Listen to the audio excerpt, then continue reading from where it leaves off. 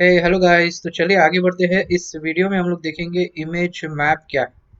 तो जैसे कि हम लोग ने देखा इमेज हम लोग कैसे डालते हैं, हमको समझ में आ गया है अभी। तो हम लोग एक इमेज पहले यहाँ पर डालेंगे। तो मैं देखिए इमेज सोर्स लिखता हूँ मेरे इमेजेस के फोल्डर के अंदर। और यहाँ पर एक दूसरी इमेज है, देखिए ये वाली। मैं आपको दिखाता हूँ यहाँ पर। अगर आप जाओगे इसके अंदर HTML5 में इमेजेस में, तो ये वाली ब्लू वाली, ठीक है।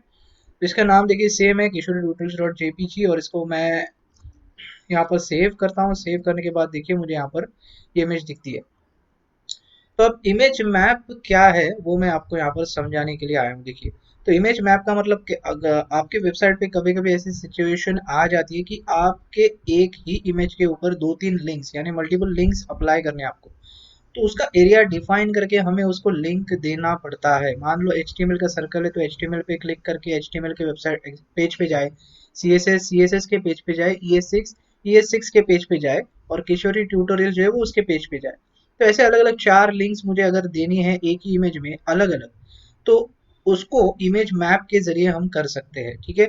तो वो कैसे करते हैं वो पहले देखते हैं। तो सबसे पहली चीज हम लोग ने एंकर सीखा है। तो चलिए इसको मैं एंकर में पहले दिखाता हूँ आपको। सिंगल इमेज पे अगर क्लिक करके मुझे कहीं पर भेजना है, तो आप सिंपली एंकर का यूज कर सकते हो। देखिए एंकर हम लोग ने लास्ट वीडियो में देखा था। ये सिंपल इसी तरह लिखना है और इसके अंदर इमेज को डाल देना है। और इसके बाद यहाँ पर मैं चाहता हूँ कि मुझे जो जिस यूआरएल पे मुझे भेजना है, मान लो मुझे गूगल पे भेजना है, तो मैं गूगल की यूआरएल यहाँ पर सिंपली कॉपी करूंगा और यहाँ पर आके पेस्ट कर दूंगा। तो ये क्या हो जाएगा, देखिए मैं सेव करता हूँ। अब देखिए यहाँ पर ऑटोमेटिकली हैंड आ जाता है पूरे इमेज के ऊपर, और क्लिक करेंगे तो ये सीधे उस लिंक पे चला जाएगा जो आपने यहाँ पर मेंशन की है, राइट। तो ये सिंपल एंकर के साथ हो गया। चलो इसको मैं कमेंट कर लेता हूँ, इसको बाजू में रखते हैं। अब थोड़ा इमेज मैप देखते हैं क्या है, ठीक है। इसको सेव करते हैं और यहाँ पर फिर से हम लोग वही इमेज लेते हैं। और फिर से मैं लिख रहा हूँ इमेजेस के अंदर किशोरी ट्यूटोरियल्स डॉट जेपीजी सेव, और यहाँ पर देखिए वो इमेज आ चुकी है।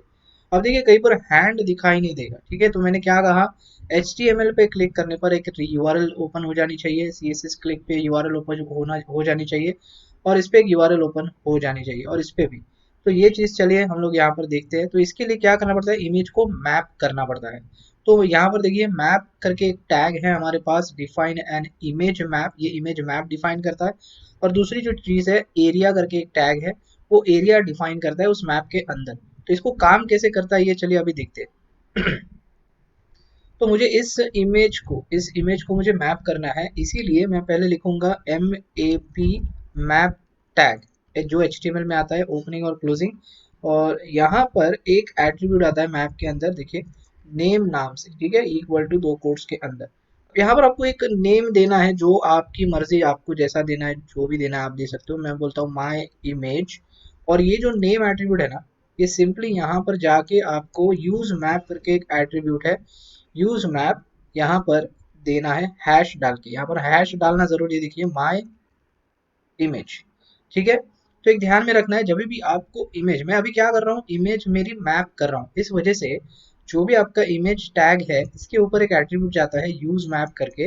वो एक नाम एक्सेप्ट करता है, जो हम मैप का एट्रीब्यूट नेम जो है, यहाँ पर जो नाम देते हैं वो वाला नाम, ठीक है। तो ये ध्यान में रखना, ये दोनों नाम जो है, दोनों जो भी आप डालोगे वो हमेशा सेम होना चाहिए, ठीक है। इतना क्लियर हो गया।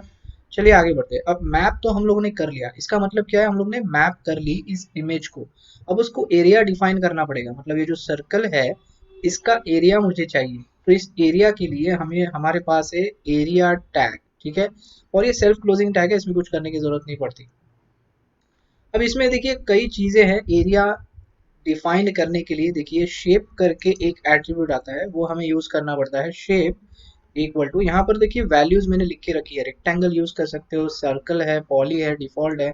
तो मुझे जी अभी फिलहाल जो चाहिए वो सर्कल चाहिए। इसके लिए मैं यहाँ पर क्या करूंगा, सिंपली मुझे सर्कल वाला एरिया, ऐसा सर्कल कुछ डिफाइन करना है, राइट। इसीलिए मैंने शेप में डाल दिया सर्कल। इतना क्लियर हो गया। इसमें और भी कई चीजें हैं, देखिए ऑल्ट HREF टारगेट और टाइटल, ये भी आप डाल सकते हो यहाँ पर। चलिए वो भी डाल देते हैं, मैं ऑल्ट डालता हूँ। इसके बाद मुझे किस लिंक पे जाना है, इसीलिए मैं HREF यूज कर रहा हूँ। HREF यहाँ भी यूज होता है, जैसे एंकर में यूज होता है, हम लोग यहाँ पर भी यूज कर सकते हैं। टारगेट भी यहाँ पर यूज कर सकते हैं, क्योंकि एच आया तो टारगेट भी यहाँ पर यूज हो सकता है, राइट।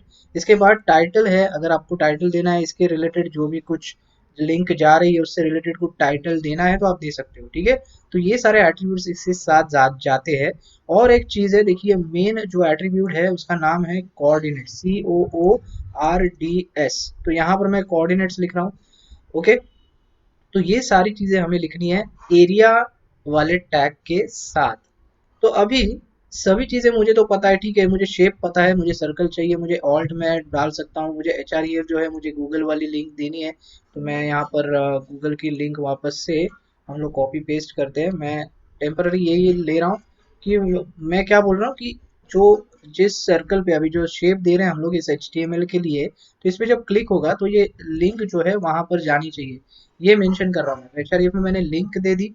अब टारगेट में मैं बोलूंगा कि ओके PLANK दे दो, ब्लैंक, मतलब ये जो जब क्लिक करेगा तो नेक्स्ट जो नया टैब है यहाँ पर ओपन हो जाए, इसीलिए मैंने टारगेट भी दे दिया। टाइटल अगर आपको रखना है, जो भी आपको रखना है आप रख सकते हो। तो मैं बोलता हूँ माई फर्स्ट सॉरी, या फिर आप HTML है ना, तो ये मैं सिंपल से लिख देता हूँ HTML। बस मेरा काम हो गया, ठीक है। अब कौन सी चीज रहेगी यहाँ पर, कोऑर्डिनेट्स रह गए। अभी कोऑर्डिनेट्स तो मुझे पता नहीं है कैसे इसके कोऑर्डिनेट्स होंगे, क्या होंगे। तो वो निकालने के लिए मैं सिंपली आपको एक इजीएस्ट वे बताता हूँ। देखिए कोई भी इमेज का अगर आपको कोऑर्डिनेट निकालना है, इस एरिया का अगर कोऑर्डिनेट्स निकालने हैं, तो सिंपली यहाँ पर जाना है। देखिए ये वाली एक URL है, इसको मैं यहाँ पे जाऊँगा, ओपन करूँगा, और ये बोल रहा है कि सिलेक्ट इमेज फ्रॉम पीसी, या फिर आपके वेबसाइट का जो यूआरएल है जो भी इमेज का वो दे दीजिए। तो मैं पीसी से सिलेक्ट करूँगा, मेरी जो फाइल है यहाँ पर मैं ओपन कर रहा हूँ। और यहाँ पर देखिए वही सारी चीज़ें हैं, शेप, लिंक, टाइटल और टारगेट। शेप मतलब हमने जो शेप यहाँ पर डाला था, एट्रीब्यूट मुझे सर्कल चाहिए था। और लिंक जो है देखिए हम लोग ने HREF डाला हुआ है।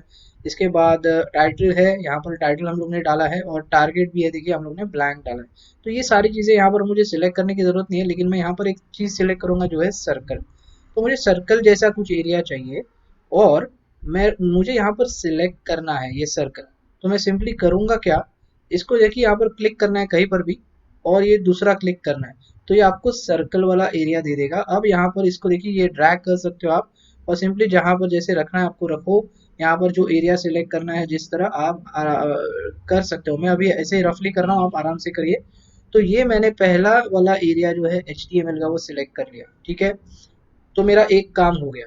अब मैं क्या करूँगा, ऐड न्यू एरिया मुझे CSS के लिए चाहिए, तो मैं इसको क्लिक करूँगा। यहाँ पर देखिए दूसरी, यहाँ पर दूसरा इनपुट फील्ड आ जाता है, और यहाँ पर देखिए ये जो रेडियो बटन है इस पर क्लिक करना है, और यहाँ पर फिर से मुझे सर्कल सेलेक्ट करना है, ठीक है।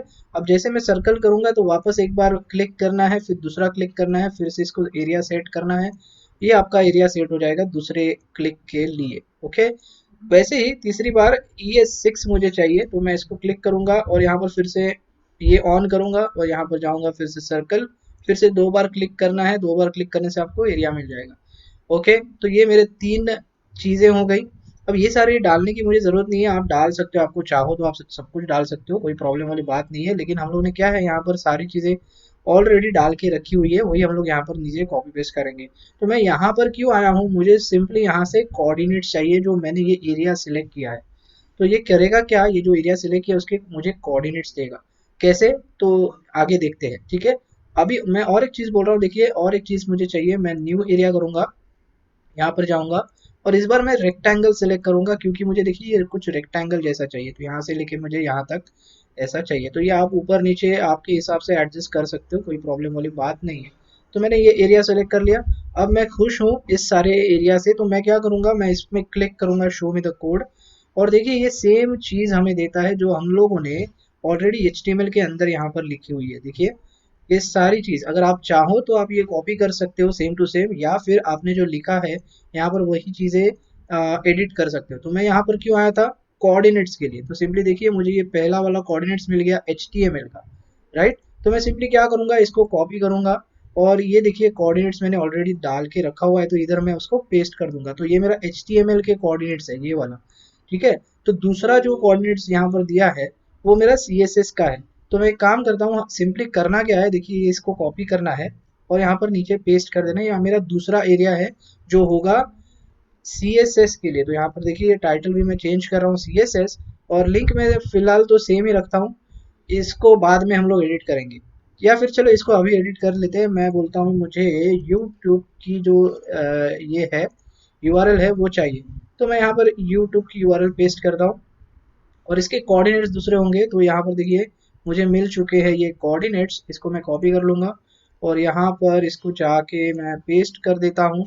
इसके बाद और एक चीज़ है, और दो चीज़ें हैं। तो ये मैं पहले ई एस सिक्स का ले रहा हूँ ना, अभी ई एस सिक्स है। तो यहाँ पर देखिए ये वाला मुझे कॉपी करना है, सिंपल कॉपी और यहाँ पर पेस्ट।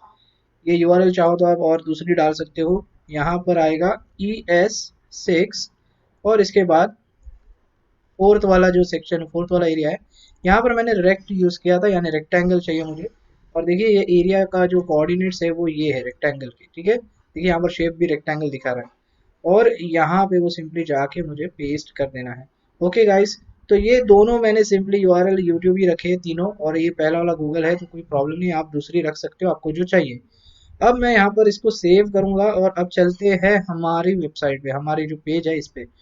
अब यहाँ पर देखिए, यहाँ पर आपको कुछ नहीं हैंड आ रहा, लेकिन जैसे आप HTML में जाओगे देखिए सर्कल वाला, मतलब सर्कल का एरिया मिल जाता है। देखिए स्क्वायर नहीं मिलेगा, मतलब जो आपने एरिया सिलेक्ट किया है वैसे ही मिलेगा और ये लिंक आपको मिल जाएगी। तो इससे क्या होगा, HTML की लिंक यहाँ पर रेडी हो जाती है। इसके बाद CSS में भी आपने किया था, देखिए CSS में भी सर्कल वाली लिंक मिल जाती है। यहाँ पर भी ES6 की लिंक मिल जाती है। और यहाँ पर देखिए ये रेक्टेंगल किया था तो ये भी आपको लिंक मिल जाती है। तो मैं यहाँ पर पहले क्लिक करूंगा HTML के अंदर। तो HTML देखिए, HTML का जो हम लोग ने डाला था google.com, तो HTML पे जब क्लिक करोगे तो सिंपली गूगल डाला था, इसके लिए google.com ओपन हो जाएगा। और देखिए न्यू टैब में डाला था हम लोग ने, टारगेट ब्लैंक रखा था, इसके लिए न्यू टैब में ओपन हो रहा है।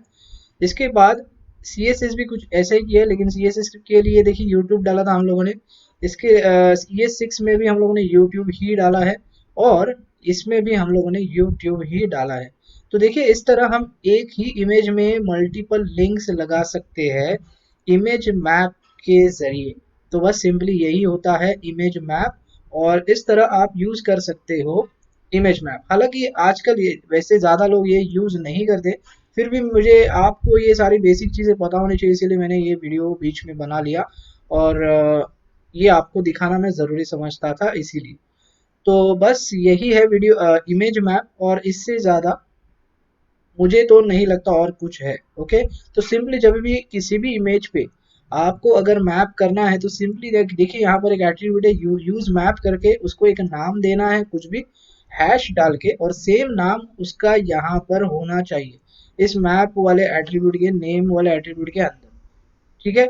और यहाँ पर आपको सिंपली उसका एरिया डिफाइन करना है जैसा आप चाहो, और जैसे मैंने बताया वो लिंक में जाके जनरेट करके।